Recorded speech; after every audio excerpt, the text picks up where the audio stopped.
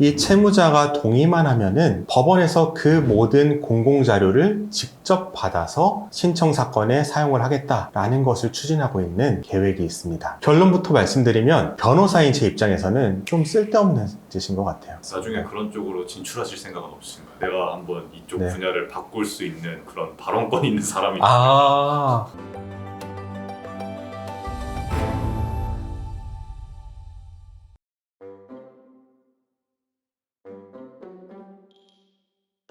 뭔가 트렌드를 좀 보면은 네. 개인회생이 점차 좀 뭔가 너그러워지고 네, 범위도 넓어지고 네, 편해지고 맞아요. 좀 그런 식으로 계속 가는 것 같은데 네. 또 최근 들어가지고 간편화되는 것들은 네. 있나요? 올 초부터 법원이 준비하고 있는 건데요. 개인회생할 때 제출 서류 간소화라고 해서 우리가 개인회생하면 흔히들 생각하는 게 굉장히 많은 서류를 제출해야 된다. 이거를 채무자가 직접 다 준비해야 되니까 이게 좀 버겁다라고 생각하시는 경우가 많은데 법원이 그런 점을 고려해서 이 채무자가 동의만 하면은 법원에서 그 모든 공공자료를 직접 받아서 신청사건에 사용을 하겠다라는 것을 추진하고 있는 계획이 있습니다. 그러면 실질적으로 어떻게 달라지는 거죠? 배경이 뭐냐면은 공적 채무조정인 개인회생과 달리 사적 채무조정인 신용회복위원회의 개인 워크아웃 같은 경우에는 채무자가 신분증 하나만 들고 가면은 두 가지를 해줘요. 첫 번째는 신용정보 조회를 통해서 각 채권자로부터 부채가 얼마 있는지를 다 확인을 합니다. 채무자가 직접 부채증명서를 발급받을 필요가 없어요. 또한 그 신분증 조회를 하면은 이 채무자의 이름으로 공공정보, 이게 정확한 이름은 공공마이데이터 서비스라는 건데 행정기관에서 보관하고 있는 모든 개인에 대한 민원정보, 그 중에 필요한 것들을 묶음으로 신청을 하면은 그 공공기관에서 신용회복위원회에 그 자료를 모두 보내주니까 채무자 입장에서는 굉장히 간편한 거예요. 법원이 그 점을 조금 모방을 해서 법원도 그런 것을 만들어 보고자 하는 취지에서 신용정보원으로부터 신용정보를 받아서 부채증명서 발급이 없이 가능한지, 그리고 공공 마이데이터 서비스를 이용해서 민원 서류를 일괄적으로 발급받을 수 있는지를 확인을 하고 그거를 추진하는 건데, 결론부터 말씀드리면 변호사인 제 입장에서는 좀 쓸데없는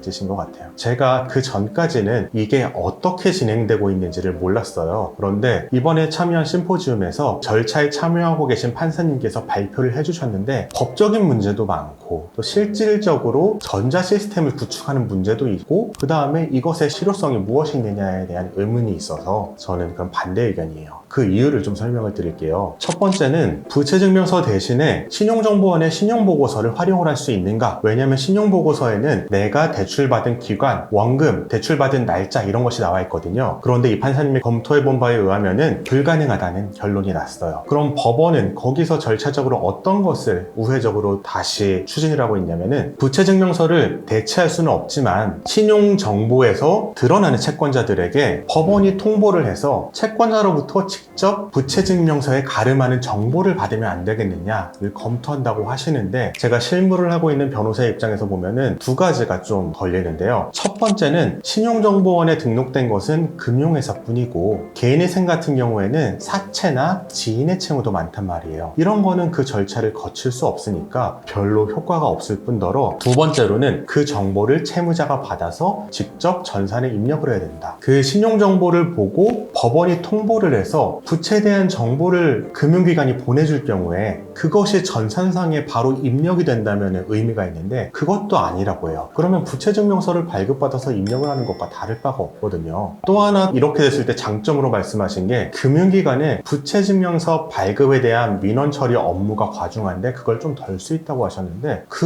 민원 처리나 법원에서 통지한 것에 대해 응답하는 민원 처리나 뭐가 다른지 전 그게 의문이라서 실효성이 없는 제도다라고 생각을 했고요. 그럼 돈 들고 이의제기 한번 해보시죠. 저는 현장 참석을 못했어요. 갔으면 제가 질문을 했을 텐데 시간이 촉박해서 청중의 질문도 받는 시기는 아니었기 때문에 법원의 민원성으로 해서 한번 말씀을 드리는 걸 생각을 해보고 있어요. 그러면 이렇게 신용정보를 조회받아서 부채증명 증명서를 대신하겠다는 계획은 이렇게 추진이 되고 있는데, 그것과 다르게 민원 서류를 대신 발급받아주는 제도는 어떠냐, 이것에 대해서 말씀을 드리자면, 이번에 제가 어떤 민원 서류를 발급받는 것을 계획하고 있는지 자료를 통해 확인했는데, 결국은 대리인 사무실에서 대신해서 우리가 공인인증서를 통해서 발급해주고 있는 서류인데, 이거 채무자가 직접을 한다고 하면은 법원이 채무자의 신청을 다 도와주겠다는 거냐라고 생각을 할 수도 있어요. 좋은 거죠. 변호사 입장에서는 안 좋지만. 그런데 신청만 하면 다가 아니거든요. 이게 보정이 나오면 결국 채무자 입장에선 그걸 혼자 처리를 할 수 없으니까 대리인의 도움을 받게 될 텐데, 결국에 대리인의 도움을 받게 된다면 처음 신청할 때 대리인 도움 없이 신청하는 게 과연 무슨 의미가 있느냐, 이런 점에 있어서도 좀 의문이 있었습니다. 그래서 법원이 개혁을 하려면 좀 다른 방향으로 가야 되는데, 이를테면은 제가 지금 말씀드린 공공 마이데이터 활용이나 신용정보 활용이 제한된 논문에는 또 다른 것도 제한되고 있어요. 그게 뭐냐면, 대리인의 수임료를 재단 채권으로 집어넣어서 그것을 처음 신청 당시에 대리인 선임에 부담이 없도록 하자, 그것을 개인회생 절차를 통해 갚을 수 있게 하자. 이것은 미국에서도 지금 진행되고 있는 거고, 우리나라 실정에도 도입하는 것이 전혀 문제가 되지 않거든요. 이런 식으로 대리인을 좀 더 활성화하는 것이 더 나은 방안이 아닌가라는 생각이 드는데, 근데 왜 항상 이렇게 정부에서 하는 일들은 네. 뭔가 이렇게 탁상공론인가요? 열심히 하시려고 하는데 의견을 안 들어서 그렇죠. 저도 사업을 하다 보니까 직원들의 의견을 안 들으면 회사 다니기 좋아요, 불편 없어요, 이러면 다 좋은 줄 알거든요. 근데 정말 솔직하게 소통을 해보거나 아니면은 다른 경로를 들어서 들으면은 불만이 있다, 이런 걸 알게 되는데, 법원이 적극적으로 소통을 안 하고, 소통을 하더라도 학회랑 소통을 해요. 우리나라에 이런 개인회생 파산을 많이 하시는 분들은 학회 활동을 많이 하시는 분들보다는 여러 사무실을 운영하시고 있는 변호사님들이 많이 처리를 하고 있는데, 그에 대한 의견을 귀 기울일 창구가 없어요. 어떤 의견을 전달할 창구가 없기 때문에 좀